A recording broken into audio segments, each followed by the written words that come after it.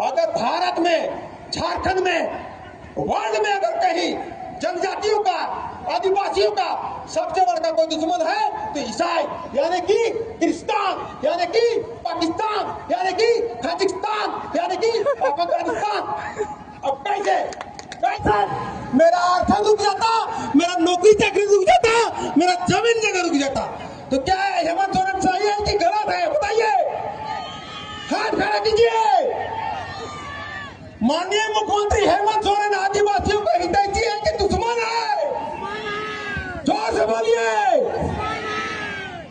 अब क्या है, धर्मांतरित ईसाई जगह जगह पर जनजातियों को, आदिवासियों को ईसाई बनाने में लगा हुआ है, ना ईसाई बनाने सक रहा है, तो षड्यंत्र के तहत पे क्या कर रहा है?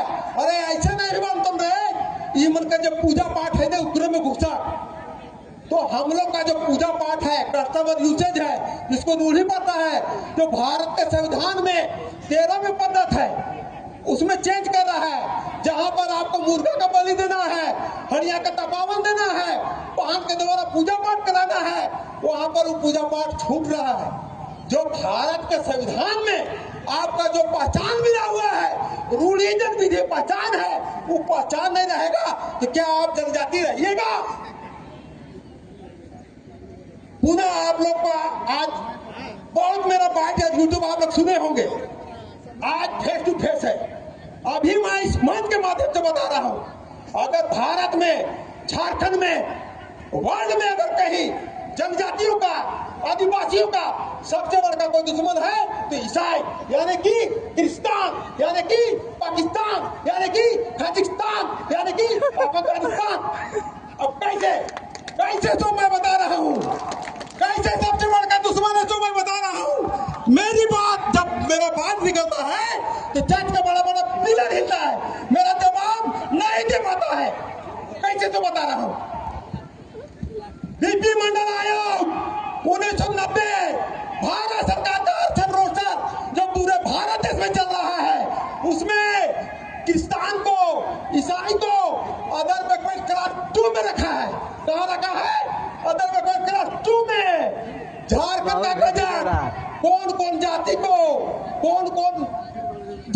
कौन कौन सूची में रखा है, उसका गजट निकालिएगा झारखंड का गजट में, तो उसमें भी ईसाई को अदर बैकवर्ड क्लास 2 में रखा है और खा रहा है जनजाति का अर्थन का लाभ। तो उसको लाज नहीं लग रहा है, उसको चूल्हे पर पानी में डूबना चाहिए। अगर मेरा बात काट रहा है, अगर सबको अगर दम है तो सोमा का बात काट के दिखावे। मेरा बहुत यूट्यूब आप लोग देखे होंगे, आज मंच के माध्यम से घोषणा कर रहे हैं कि अगर तुम आप ईसाई हो, क्रिस्तान हो, तो अगर बैकवर्ड क्लास का राशन खाओ, जनजाति का जितना दिन खाया सो खाया, अब खाने नहीं दूंगा। अभी जहां पर हम लोग बैठे हुए हैं, यहाँ ये कार्यक्रम करने से पहले हम लोग पूर्व में भी तुपुदाना, खर्चीदार, डीसी, एसडीओ, महामहिम राज्यपाल सब जगह दरकार दे चुके हैं कि हुजूर चंगाई सभा को रोकिए। लेकिन आप लोग को हम बताना चाहेंगे, एक कहावत है, मजहब नहीं सिखाता आपस में बैर रखना। क्या? मजहब नहीं सिखाता आपस में बैर रखना। हिंदी है हम, हिंदुस्तान हमारा। मैं कोई भी धर्म का विरोधी नहीं हूं, सर्वधर्म में विश्वास करता हूं, लेकिन हम बता रहे चंगाई सभा, मुक्ति महोत्सव सभा, प्रार्थना सभा तो क्यों हम विरोध कर रहे हैं, उसका प्रत्येक उदाहरण दे रहे हैं। मीडिया वाले आप लोग इस बातों को दौड़ाइए, प्रशासन भाई बंधु सब आप ही जानिए, अपना हाथ अधिकार का बात कर रहे हैं, क्यों हम विरोध कर रहे हैं तो जानिए।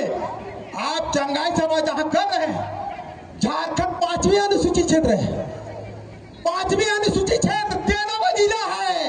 सुने होंगे नाम पेशा, क्या सुने हैं? पेशा सुने हैं कि नहीं?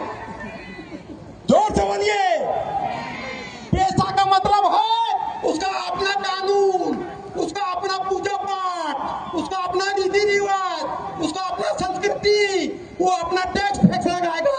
इतना तक कि अगर सरकार भी जिस गांव में जमीन लेना होगा तो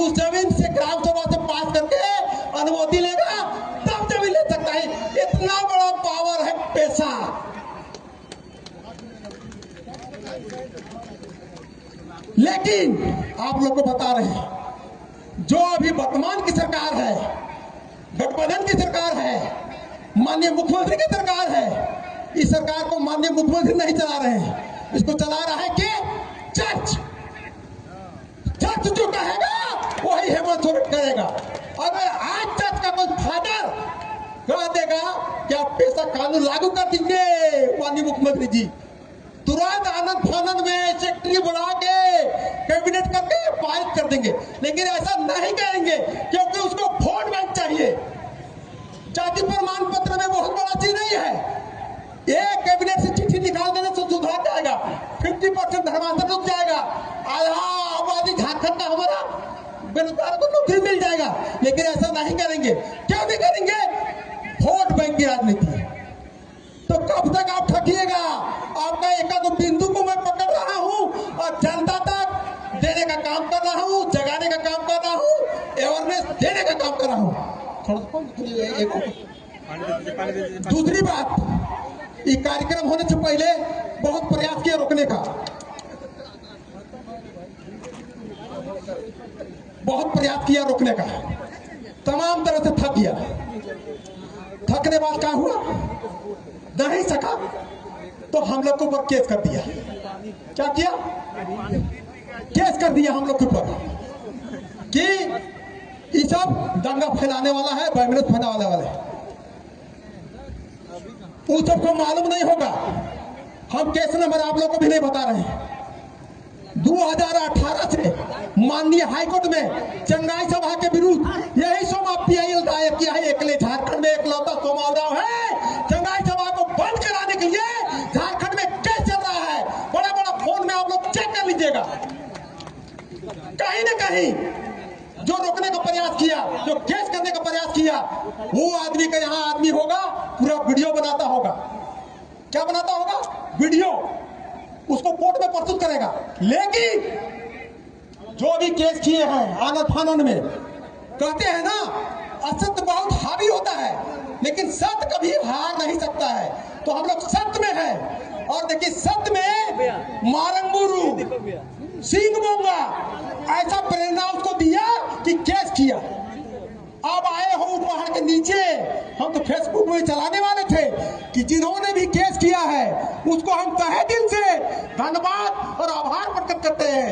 हम बहुत चाहने के बाद भी केस नहीं कर सकते थे, लेकिन स्वयं कर दिया। अब कोर्ट से मैं उसको ठंडा कर दूंगा और हमेशा के लिए आरक्षण खा रहा है उसको भी बंद कराऊंगा और हमेशा के लिए चंगाई सभा को भी बंद करा दूंगा। ये सब जो कागज है, सारा कागज हमारे पास है कोर्ट का। और जो अभी आप लोग को बीपी मंडल झारखंड का गजट सारा चीज दिखा दिए हैं। आप बताइए, 5वीं अनुसूचित क्षेत्र का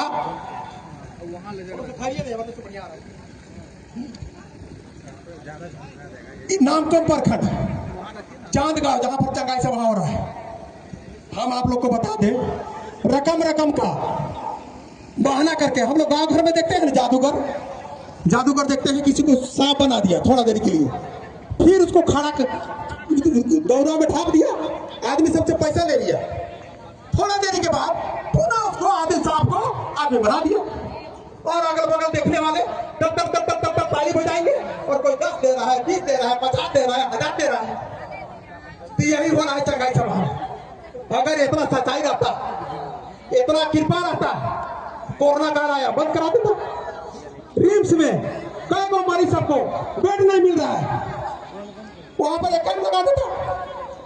अब उदाहरण इसका दुष्परिणाम क्या हो रहा है? पेशा कानून का वो घोर उल्लंघन कर रहा है। छत्तीसगढ़ हाईकोर्ट ने अभी एक डिसीजन दिया है। वहां के माननीयों को हम तहे दिल से धन्यवाद देते हैं और आभार प्रकट करते हैं कि पेशा कानून को देखते